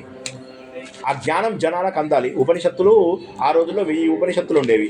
అందులో పాపులర్ 108. ఆ పాపులర్లో మళ్ళీ 10 ఉపనిషత్తులు మాత్రమే ఇప్పుడు మనకు పాపులరు. ఆ 10 ఉపనిషత్తులో కూడా 1-2 కూడా తెలిసిన వాళ్ళు ఉండరు. కాబట్టి ఏం చేశారంటే ఈ ఉపనిషత్తులన్నింటినీ బాగా పిండేసి అయినా మిక్సీ చేసి గ్రైండ్ చేసి జ్యూస్గా మనందరికీ భగవద్గీత రూపంలో అందించారు. భగవద్గీత రూపంలో అందించినప్పుడు మరి ఉపనిషత్తుల విలువ పోతుందా? పోదు. నంబర్ 1 ఉపనిషత్తులు, నంబర్ 2 బ్రహ్మసూత్రాలు. ఈ బ్రహ్మసూత్రాలు వేదవ్యాసుడు ఇచ్చాడు, బియుజీ. 3వది ఏంటి? భగవద్గీత. బియుజీ బగ్ అని గుర్తుంచుకోండి. ఈ 3ంటిని కలిపి ప్రస్థాన త్రయం అంటారు. హిందూ ధర్మంలో గొప్ప పుస్తకాలు ఇవి. ప్రస్థాన త్రయం అంటే ఏంటి? గొప్పవైనటువంటి 3 పుస్తకాలు. బి అంటే బ్రహ్మసూత్రాలు, యు అంటే ఉపనిషత్తులు, జి అంటే గీత. బగ్ అని గుర్తుంచుకోండి. ఈ బగ్ అనేది మనకు అత్యంత ముఖ్యమైనటువంటి పుస్తకాలు 3. ఓకేనా? ఇది మనకు కావలసినటువంటి ఉపోద్ఘాతము. ఈ ఉపోద్ఘాతం లోపల ధర్మరాజు ధృతరాష్ట్రుడు సంజయుని అడగడము, సమ్యక్ జయం చేసిన వాళ్ళు, ఇంద్రియాలను చక్కగా జయించిన వాళ్ళు అంటే మంచి మనుషులకు మాత్రమే అని మీనింగ్. సింపుల్గా చెప్పాలంటే ఇంద్రియాలను ప్యూరెస్ట్ ఆఫ్ ప్యూర్ సోల్స్ ఎవరైతే ఉంటారో వారికి మాత్రమే భగవద్గీత చదివే అర్హత ఉంది. సమ్యక్ జయ. జయ అనేదానికి ఇంకో మహాభారతం అనే కావ్యం అని కూడా ఒక మీనింగ్ ఉంది, జయ కావ్యం అని. జయని రివర్స్ చేస్తే యజ. నిన్న సింహ హింస అని చెప్పి తెలుసుకున్నాను, జ్ఞాపకం ఉందా? అలాగే జయని యజ, అలాగే వేదంని దేవ. ఇవన్నీ నిరుక్తంలో హింస, సింహ. సో ఇవన్నీ కూడా ఏవైతే ఆయన యాస్కుడు నిరుక్తంలో పెట్టాడో ఇవన్నీ ఆలోచించి పెట్టాడు ఆయన. ఇక్కడ మనం నేర్చుకుంటున్నటువంటి విషయం ఏదైతే ఉందో ఈ బియూజీ బగ్ అనేది, ఇది మనం బాగా జ్ఞాపకం ఉంచుకుంటే మనకి 3 పుస్తకాలు ఇంపార్టెంట్ అనే విషయం తెలుస్తుంది. జయకావ్యము అనేటటువంటి ఈ భగవద్గీత లోపల మనకు ధర్మంతో ప్రారంభమైంది. ఓకేనా? ధర్మంతో ప్రారంభమై మాశుచ ఏడుపు దగ్గరికి వెళ్ళిపోయింది. ఎత్ర యోగేశ్వర కృష్ణ ఎత్ర పార్థో ధనుర్ధర తత్ర శ్రీర్ విజయో భూతిర్ ధ్రువానీతిర్ మతిర్ మమ. వాళ్ళు అది మాశుచకి. కానీ నేనేమంటాను, ఈ చివరిగా ఎండ్ అయ్యేది దేని గురించి అంటే, ఎక్కడైతే శ్రీకృష్ణుడు, ఎక్కడైతే అర్జునుడు ఉన్నారో, ఎక్కడున్నారు వాళ్ళు? మన శరీరంలో ఉన్నారు. మన శరీరము ఇదొక రథం, ఇదొక రథం. ఈ రథంలో 2 ఉన్నారు, ఒకడు జీవాత్మ, ఒకడు పరమాత్మ, ఒకడు నరుడు, ఒకడు నారాయణుడు. ఈ నరనారాయణుల స్వరూపమైనటువంటి ఈ శరీరం ఏదైతే ఉందో ఇది రథం. ఈ రథము ఉన్నతము, రథోత్తమం అని మనకు భగవద్గీతలో చెప్తారు. ఉన్నతమైనటువంటి ఈ రథం ఏదైతే ఉందో ఇందులోపల నరుడు, నారాయణుడు 2 ఉన్నారు. ఆ నరనారాయణుల స్వరూపమైనటువంటి ఈ దేవాలయాన్ని మనం గుర్తించాలి అని చెప్పేది భగవద్గీత. ఈ ఉపోద్ఘాతం మనం ఇక్కడ కాపుకొని మనం లంచ్ చేసి మళ్ళీ మనము మిగతా పనులు ఏమన్నా ఉంటే అవి చేసుకుని అక్కడికి వెళ్దాము. ఈవినింగ్ మళ్ళీ కర్మయోగం గురించి ప్రారంభిద్దాం. ఇప్పుడు ఏంటంటే కేవలం భగవద్గీత ఉపోద్ఘాతము, బియూజీ గుర్తుంచుకోండి, 5G గుర్తుంచుకోండి. తర్వాత ఇందాక చెప్పినటువంటివి ఏంటవి మనకు ఇవి ప్రభు సంహిత, మిత సంహిత, కాంత సంహిత లాంటివి గుర్తుంచుకోండి. మనకు వేదాలు, పురాణాలు, కావ్యాలు అనేటటువంటి పాయింట్స్ అందరూ గుర్తుంచుకోండి. ఇది హిందువులు మినిమం. నైట్ క్విజ్ కూడా పెడతాం. ధర్మార్థ కామ మోక్షాలు సాధించిన వాడిని మాత్రమే హిందూ అంటారు. నేను ధర్మం సాధించాను, అర్థం సాధించాను, కామం సాధించాను అంటే కుదరదు. మోక్షం కూడా సాధించాల్సిందే. ధర్మార్థ కామ మోక్షాలు కేవలము మనకు మనుషులకు ఈజీగా దొరుకుతాయి. ఇంకా మిగతా జంతువులకు వాటికి ఆ అర్హత లేదు, మనకు ఉంది అర్హత. కాబట్టి మనం ఈ జీవితాన్ని బాగా చేసుకోవాలి అన్నటువంటిది. ఓకేనా? ఆత్మసుఖము వీడిని ఆట కొరకు పాత్ర పోషణ చేసి సూత్రధారి విశ్రమించదని పాదం ఆశ్రయించి పరమ కరుణాంతరంగా శ్రీ పాండురంగ. జై శ్రీకృష్ణ. వచ్చింది ఇప్పుడు చెప్పండి. ఇప్పుడు ప్రశ్న ఒకటి కాదు, ఎన్నన్నా అడగండి. ఇప్పుడు అడగచ్చు ప్రశ్నలు. 5 నిమిషాలు. వీరస్వర్గానికి వెళ్తారు. పాండవులు శరీరంతో స్వర్గానికి వెళ్ళడానికి వెళ్తారు. మోక్షం కాదు, వాళ్ళు దేవస్వరూపం. వాళ్ళు ఆల్రెడీ దేవతలు. పాండవులు 5 కూడా ఇంద్రుడి యొక్క 5 రూపాలు. ఇంద్రుడి యొక్క 5 రూపాలు వాళ్ళు. ద్రౌపది సచీదేవి యొక్క రూపం. కాబట్టి వీళ్ళు ఆల్రెడీ దేవతలే. ఏమైందంటే అసలు ఎందుకు ప్రారంభమైంది ఇది? ఒక్క నిమిషం. ఎందుకు ప్రారంభమైందో చెప్దామంటే, ఇన్ని గొడవలు జరుగుతున్నాయి, ఇక్కడ పాపం పెరిగిపోతుంది అంటే ఆయన ఏం చేస్తారంటే, కొంతమంది దేవతలను కిందికి తీసుకురా, కొంతమంది రాక్షసులను కిందికి తీసుకురా. కొంతమంది రూపాలలో దేవతలు వస్తారు, కొంతమంది రూపాలలో రాక్షసులు వస్తారు. మనం కలిసి అందరినీ చంపుదాం. ఇప్పుడు ట్రంప్, పుటిన్, వీడు కొమేనీలు వీళ్ళందరూ కొట్టుకుంటూ ఉంటే, జెలెన్స్కీలు కొట్టుకుంటూ ఉంటే ఎంతమంది చనిపోతున్నారు? అట్లాగా మనం కొట్టుకుందాం, అందరినీ చంపేద్దాం అంటారు అనమాట. అలాగా దేవతలు, రాక్షసులు ఉన్నారు. రాక్షసులలో ఎవరు వచ్చారు? మెయిన్ కర్ణుడు, ద్రోణుడు, భీష్ముడు, వీళ్ళందరి లోపలికి రాక్షసులు వచ్చేస్తారు. ప్రభాసుడు దేవుడు అయినప్పటికీ కూడా ఆయన లోపల రాక్షసులు ప్రవేశిస్తాడు. ఎవరు చెప్తారు ఇవన్నీ కూడా? శుక్రాచార్యుడు ఒకసారి ఈయన తన శరీరాన్ని తను చూసుకుంటాడు. ఎవరు? ఈ దుర్యోధనుడు ఒకసారి నేను ఆత్మహత్య చేసుకుంటానంటాడు కదా. ఆత్మహత్య చేసుకుందాం అన్నప్పుడు అప్పుడు ఆయన తీసుకెళ్ళి ఆయన శరీరం చూపిస్తాడు. నువ్వు ఒరిజినల్లీ రాక్షసుడు. అవి మనం రాక్షసులం అందరం కలిసి దేవతల పైన విజయం సాధించాలి. ఎప్పటి నుంచో మనం ఓడిపోతున్నాం దేవతలతోని, పద వెళ్ళి కొట్టేసుకుందాం అని చెప్పేసి అనగానే సరైన ఒప్పుకుంటాడు. అప్పుడు చూపిస్తే తన శరీరం, నీ శరీరాన్ని చూసుకో, భద్రపరిచి మనం నేర్చుకున్నాం కదా మనం అందులోపల. సో కాబట్టి అందులోపల చూడు, ఇగో నీ శరీరాన్ని చూసుకో అంటే చూస్తాడు. చూసినాక చెప్తాడు, పైన కర్ణుడు పెద్ద రాక్షసుడు అని ఇట్లా ఒక్కొక్క రాక్షసుడు గురించి ఎక్స్ప్లెయిన్. నరకాసురుడు అంశ ఎవరిలోకి వెళ్ళింది, వీళ్ళ అన్నీ చెప్తాడు. జరాసంధుడు ఎటువంటి రాక్షసుడు. సో జరాసంధుని కలిపింది కూడా జరా అనే రాక్షసే. సో కాబట్టి ఇవన్నీ మనం తెలుసుకున్నవే. బట్ బ్రీఫ్గా ఏంటంటే, రాక్షసులందరూ వీళ్ళు కొట్టుకొని 18 లక్షల మందిని చంపేశారు. పాపం పోయింది, భూమి మీద మొత్తం ఇదైపోయి ఫ్రెష్ స్టార్ట్ మళ్ళీ. అంటే అదొకటి. రెండవది ఏంటంటే, ఎవరైతే మోక్షానికి ఉన్నారో వాళ్ళని అలా చంపేయకూడదు కదా. వాళ్ళకేమో గోపికా గీతల ద్వారా ఒక్కసారి మురళీగానం ఇవ్వగానే ఏమైంది, అందరు అక్కడికి వెళ్ళిపోగానే ఏంటమ్మా మీరు అందరు ఎందుకు వచ్చేసారు? భర్తలు అంటే ఎవరి భర్తల్ని వాళ్ళు వదిలేసి వచ్చారు, మీరు పిల్లల్ని వదిలేశారు, పిల్లల్ని వదిలేసి వచ్చారు, పిల్లల్ని వదిలేశారు, మీ అత్తగారిని వదిలేశారు, అమ్మ నాన్నని వదిలేశారు. ఎందుకు వదిలేశారు అంటే, ఇవన్నీ తప్పు కదా మీకు అంటే, నీకు తెలిసి అడుగుతున్నావా? క్వశ్చన్ రివర్స్ క్వశ్చన్ వేస్తారు వాళ్ళు. నీకు తెలిసే అడుగుతున్నావా? ఇవి ఎప్పటి నుంచి ఎదురు చూస్తున్నాం మేము భగవంతుడి యొక్క అనుగ్రహం కోసం. ఆ టైంలో వాళ్ళకి మేము మోక్షం తెలుసు కోరుకుంటున్నామని తెలుసు చెప్పి కదా. తెలుసు వాళ్ళందరూ భక్తులు, మహాభక్తులు. కానీ వాళ్ళ మాటలు ఏవైతే ఉంటాయో సో ఆ భక్తితో వాళ్ళు వెళ్తారు. నువ్వు ఈ ప్రశ్నలు మమ్మల్ని ఎలా అడుగుతున్నావు, నీకు తెలియదా అని చెప్పి. ఎందుకంటే భర్తను వదిలేసి వేరే అబ్బాయి దగ్గరికి వచ్చారంటే కుదరదు కదా. అందరూ కలిసి కాత్యాయని వ్రతం చేస్తారు. అంటే శ్రీకృష్ణుడి అదేమన్నా అట్లా ఉంటుందా ఎక్కడైనా ప్రపంచంలో? సినిమాల్లో ఉంటుంది కానీ ఇద్దరు ముగ్గురిది, కానీ నిజ జీవితంలో ఇంపాసిబుల్. అది ఎందుకు జరుగుతుంది? కాత్యాయని వ్రతం అనేది ఎందుకు ఉంటుంది అంటే భగవంతుని పొందాలి అనే మీనింగ్. అంతేగాని అక్కడ దేవుడు అనేవాడు ఒక రూపము, ఆయనకు దేవుడికి రూపమే లేదు. నెంబర్ 1 ఆయన్ని అనుభవించాం. మనం ఆయన భగవంతుడి యొక్క అనుభవాన్ని మనకు కావాలి. భగవంతుడి అనుభవం అంటే ఏంది? లోపల ఉన్నటువంటి అంతర్వేదం. ఆ అంతర్వేదాన్ని మనం తెచ్చుకోవాలి, గుర్తించాలి. రూపం లేదు, రిలేషన్షిప్ కూడా లేదు. ఆయనకి ఏంటంటే డైరెక్ట్గా ఉన్న దేవుడికి మనకి ఏంది ఒకటే, దేవుడిలోనే మనం అంశ. అది ఎప్పుడు తెలుస్తుంది? ఒక్కొక్క మెట్టు ఎదుగుతుంటే అర్థమవుతుంది. ఇప్పుడు మొదటి లోపల అహం బ్రహ్మాస్మి అంటే ఓకే, కానీ నేను అహం బ్రహ్మాస్మి అని ఎప్పుడైతే అర్థమవుతుంది, అహం బ్రహ్మాస్మి అని అప్పుడు ఇట్లా అంటాం. అహం బ్రహ్మాస్మి ఓకే, అహం బ్రహ్మాస్మి అప్పుడు అర్థమైన వాడు అట్లా అంటాడు. మీకు ఆ కథ జ్ఞాపకం ఉంది కదా, భృగువల్లి లోపల ఏమంటాడు తన కొడుకుని, నువ్వు వెళ్ళి నా ఏంటి ఆత్మజ్ఞానం అంటే ఏంటి, ఆత్మ అంటే ఏంటంటే నాన్న ఈ శరీరమే అంటాడు. అంటే తపస్సు చేసుకొని రామంటాడు. మళ్ళీ వాడు వచ్చేసి ప్రాణమా అంటాడు. మళ్ళీ తపస్సు చేసుకుంటా అంటాడు. ఈసారి వచ్చి మనస్సు అంటాడు. మళ్ళీ తపస్సు చేసుకున్నా అంటే బుద్ధి అంటాడు. అంటే ఇప్పుడు వచ్చావు ఈసారి మా శ్వేతకేతువు మళ్ళీ రా అంటాడు. ఈసారి ఈ రాడు, ఇంకా రాడు. ఎందుకంటే అప్పుడు విజ్ఞానమైన కోశంలోకి అప్పుడు ఆనందమైన కోశంలోకి వెళ్ళిపోతాడు. కాబట్టి బుద్ధిలో మాత్రమే ఆత్మజ్ఞానం. బికాజ్ మనకిచ్చిన దేవుడు ఇంద్రియాలతో మనం దేవుడిని గుర్తుపట్టలేము, అసంభవం. గుర్తుపట్టేది బుద్ధి లోపల వెలుగుతుంది. ఇదే మనము శంకరాచార్య ఆత్మజ్ఞానంలో ఆత్మబోధలు ఏం తెలుసుకున్నాం? కేవలం బుద్ధిలో మాత్రమే ఆత్మ చైతన్యం వికసిస్తుంది అని అందరం తెలుసుకున్నాం. ఈ ఒక్క విషయం గుర్తుంచుకోండి, అందరం ఆత్మస్వరూపులమే. ఆత్మస్వరూపులు అంటే ఫోటోలలో రాబా అంటే వస్తాం, ఫోటోలలో అది కాదు, కానీ ఉపాధులు ఉన్నాయి కాబట్టి అవి వస్తాయి.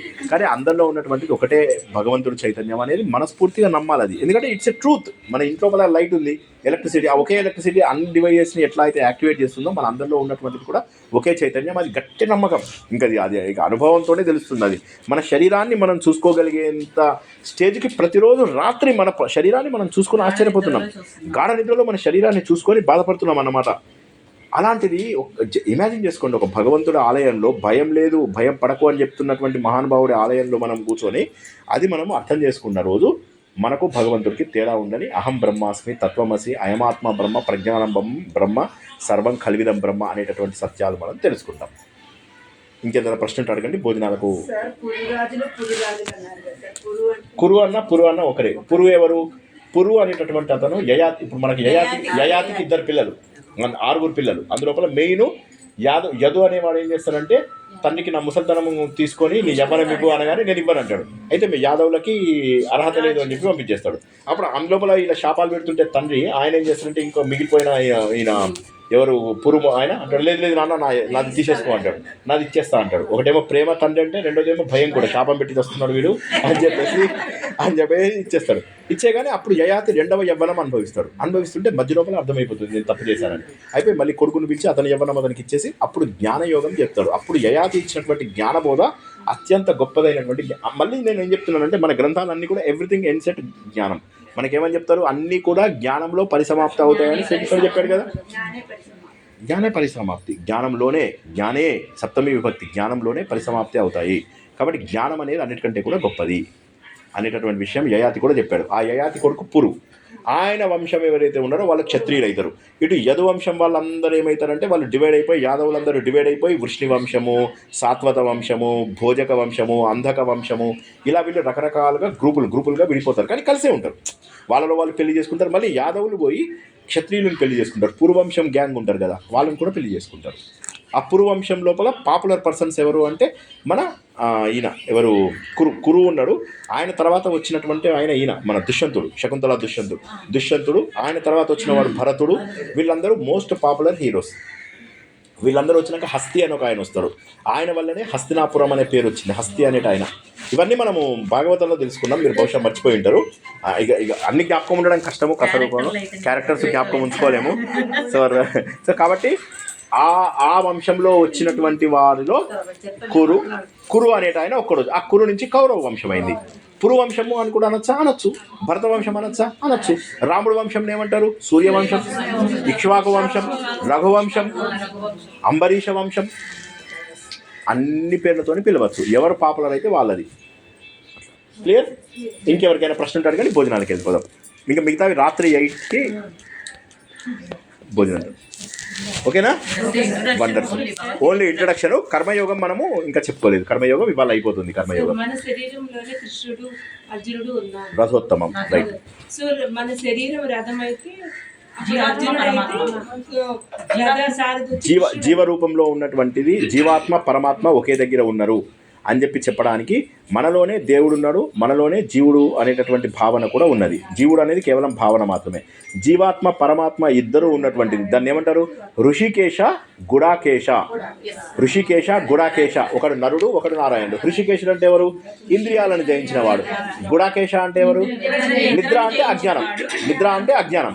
అజ్ఞానాన్ని మనమే కనుక ఇంద్రియాలు జయించి మనమే కనుక అజ్ఞానం జయిస్తే రథ ఉత్తమం. రథం అనేటటువంటి శరీరం ఏదైతే ఉందో ఇది ఉత్తమ స్థాయికి వెళ్తుంది. రథోత్తమం. ఈ శరీరంని ఉత్తమం చేసుకోవాలి. ఈ శరీరం అనే రథంని ఉత్తమం చేసుకోవాలంటే హృషికేశుడు గుడాకేశుడు మన శరీరంలో ఉన్నారు. ఆ హృషికేశుడు ఎవరు? ఇంద్రియాలని పోగొట్టేవాడు. హృషికముల ద్వారా ఆనందం కలిగించేవాడు అని ఒకటి ఉంది. కిరణాలు. హృషికములు అంటే కిరణాలు కూడా. ఆ కిరణాల ద్వారా మన ఆనందాన్ని కలిగించేది ఎవరు అంటే భగవంతుడు. అంశుమాన్, సూర్యుడు. తెలుసుకున్నాం కదా. అది అందరికీ ఆదిత్య హృదయంలో తెలుసుకున్నాం. అందుకే అంటారు మనం చదువుకున్నవన్నీ మళ్ళీ కనెక్ట్ చేసుకుంటే, ఎంత కనెక్ట్ చేసుకుంటే అంత ఎక్కువ ఇది అర్థమవుతుంది. మొత్తం చెప్పుకుందాం ఇట్లాగే తప్పకుండా. ఈసారి ఎప్పుడైనా ఆలయాలు ఓకేనా? సో అది ఆ విధంగా మనము ఈ విధంగా రథ ఉత్తమం. ఈ రథాన్ని ఉత్తమంగా మార్చుకోవచ్చు. నరుడు ఇంట్లోనే ఉన్నాడు, నారాయణుడు ఇంట్లోనే ఉన్నాడు. దేవదత్తం. దీన్ని ఏమంటారు? దేవదత్తం అంటారు. అవునా? దేవదత్తం అంటే ఏంటి? శంఖం. శంఖం అంటే దేవ ప్లస్ దత్తము. దేవ అంటే దేవుడు, దత్తము అంటే ఇవ్వబడినది. దేవుళ్ళు ఇచ్చినటువంటి శంఖాన్ని మంచిగా వాడుకోండి అని చెప్పారు. ఇవన్నీ కూడా ఒక అద్భుతమైన మీనింగ్ లోపల వస్తాయి. అర్జునుడిది దేవదత్తం, నరుడి దగ్గర ఉండేది దేవదత్తం. నరుడు ఎవరు? మనము. దేవదత్తం. ఈ గొంతుని బాగా కాపాడుకోండి. అందుకోసమని నీళ్ళలో నడవకండి. సో గొంతుని బాగా కాపాడుకోండి. ఓకేనా? మిగతా ప్రశ్నలు మనం రాత్రి తెలుసుకుందామా? అందరూ లేట్ అవుతుంది కదా. జై శ్రీకృష్ణ అందరికీ.